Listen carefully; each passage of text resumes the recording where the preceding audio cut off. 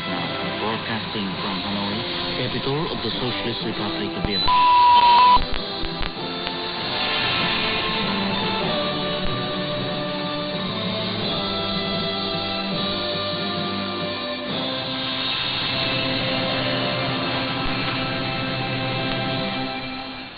Hello and welcome to The Voice of Vietnam. I'm Nhật Quỳnh. In today's programs, After the News, Current Affairs discusses the risk of a post-pandemic global financial crisis. Our society segment reports on Bình Dương province's efforts to preserve its pottery-making craft. And finally, Business in Focus looks at how businesses in the Mekong Delta have changed in response to the COVID-19 pandemic. But first, here's the news. In the news headlines, Vietnam Airlines is expected to pioneer digital health passports. Vietnam deploys its third level 2 field hospital in South Sudan, and the UN chief is profoundly concerned over rising violence against Asians. And now for the news in detail. Party General Secretary and State President Nguyễn Phú Trọng highlighted the important role of young people in advancing the nation forwards. At a ceremony marking 90 years of the Ho Chi Minh Communist Youth Union on Tuesday, the top leader stressed that during the country's long history, young people have upheld patriotism, actively pioneered in all fields, and made significant contributions to national construction and defense. He said the party, state, and people have strong belief in high expectations for younger generations and hope that Vietnamese youth, particularly young party members, will lead the way in building a prosperous nation. The Youth Union should continue to spur revolutionary ideology, morale, lifestyle, patriotism, national pride, the desire for national development, and responsibility in national construction and defense. It's necessary to encourage the youth to follow President Ho Chi Minh's ideology, morality, and lifestyle. National carrier Vietnam Airlines plans to implement a COVID-19 vaccine passport to boost traveling. Representatives from the airline have worked with partners from the International Air Transport Association, IATA, on a digital health passport project. Vietnam Airlines was invited by the association to pilot the IATA Travel Pass app, which will help travelers and governments manage travel health credentials. The Travel Pass, available on iOS and Android platforms, is a mobile app that allows travelers to store and manage certifications for COVID-19 tests and vaccines and create a digital passport. The information provided through the Travel Pass can be used by governments requiring testing or vaccination proof as a condition of international travel during and after the COVID-19 pandemic.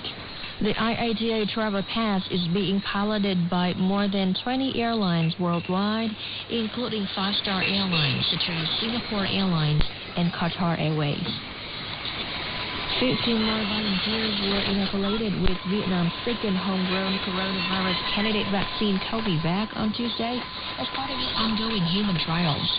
The vaccine will be also injected into another 15 volunteers on Thursday. The first 6 of 120 volunteers in the first phase of trials for COVIVAC took their shots last Monday. They are now in stable health and working as normal after their health was checked on Monday. They will receive their second shots 28 days after the first. The Institute of Vaccines and Medical Biologicals, which developed the vaccine, used primary chicken embryo cell culture, a technique it used previously to successfully produce seasonal flu vaccines.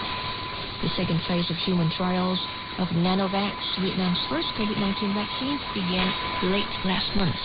Deputy Director of Health Ministry's Department of Science, Technology and Training, Nguyen Vô Quang, said Vietnam is expected to have its first batch of locally produced COVID-19 vaccines by the end of the third quarter of 2021.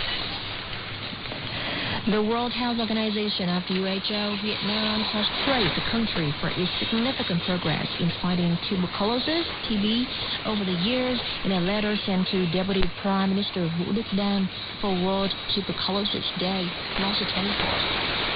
WHO representative to Vietnam, Ki Dong Park, invited Mr. Dam, head of the National Committee on Tuberculosis Prevention and Control, to participate in this year's World Tuberculosis Day global campaign. The campaign's theme, "The Clock is Ticking," conveys the sense that the world is running out of time to act on commitments to end tuberculosis. World leaders committed to ending the global tuberculosis epidemic by 2030. Vietnam has seen considerable progress in reducing tuberculosis burden, with the number of new cases in 2020 dropping 3.1% from the previous year. According to the WHO, each day more than 4,000 people lose their lives to tuberculosis, and about 30,000 people fall ill with this preventable and curable disease.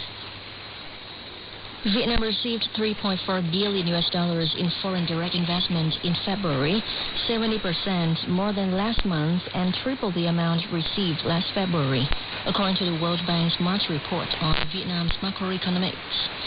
Director of Economica Vietnam, Lê said Vietnam's success in containing the COVID-19 pandemic has induced all the countries to shift their investments to Vietnam.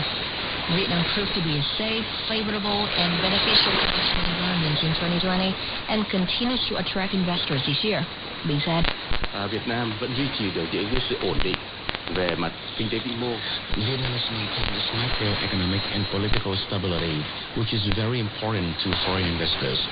Vietnam is also doing a better job at containing COVID-19 than other countries competing for foreign investment. The Vietnamese government has built a friendly business environment which will help attract foreign investment in 2021 and for many years to come. Vietnamese medics will depart from South Sudan Wednesday to the third rotation of Vietnam's Level 2 field hospital as part of the UN peacekeeping mission. The group of 70 personnel will replace their colleagues who accomplished their mission in the African country. Dr. Wu Kixia is one of the 18 medics who will be redeployed this time. During 14 months in Ben Thieu, I encountered numerous problems such as epidemics and harsh weather. I hope to share my experience with my colleagues to fulfill our duty. The medics have been vaccinated against COVID-19 and trained in how to deal with the pandemic. Dr. Hoàng Xuân Trường said,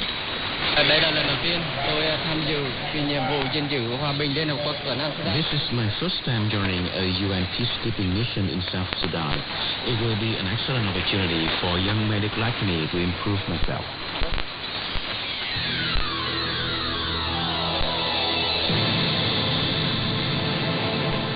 You're listening to The Voice of Vietnam, and now some world news. I'm Nhật Quỳnh. UN Secretary General Antonio Guterres is concerned about the global rise of violence against Asians and people of Asian descent during the COVID-19 pandemic. A UN spokesman said on Monday, while the UN does not single out any countries, it comes after a shooting in Atlanta early this month left 8 people dead, 6 of them Asian American women.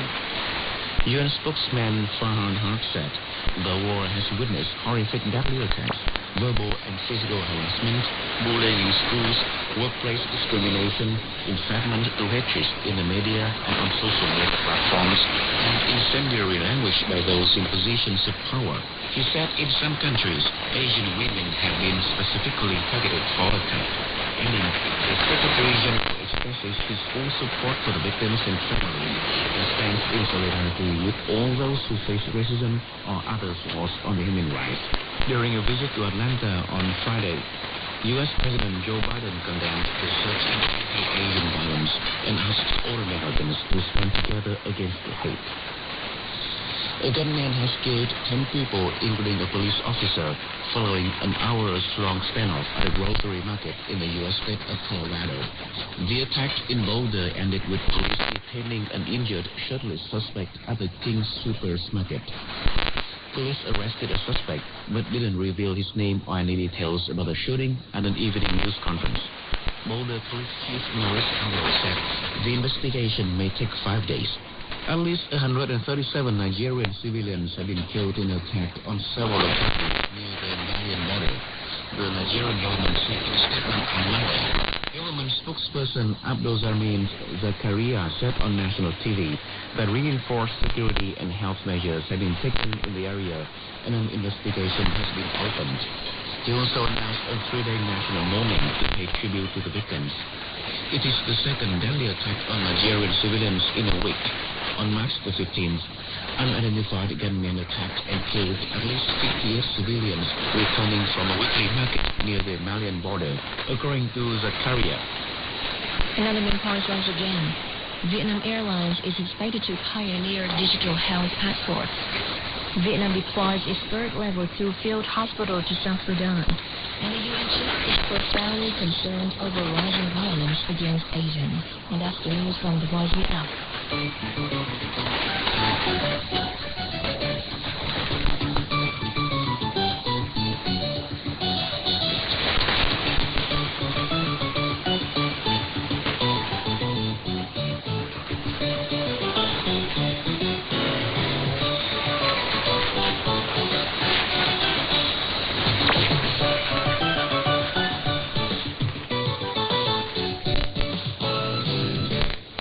You're listening to VOB, The Voice of Vietnam. It's now time for the current affairs. The COVID-19 pandemic has devastated the global economy.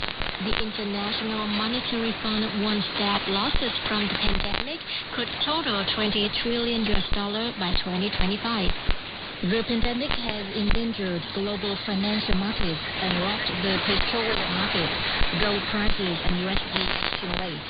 The International Institute of Finance says global debt soared to a record $277 trillion in 2020, equivalent to 365% of global GDP. Increasing debt has been reported in all sectors and by families, governments, and businesses. The IMF projects that global government gross debt as a share of GDP will reach 99.5% in 2021. For G20 countries, gross debt is set to reach 109% this year, while debt in all advanced economies is set to reach 125%.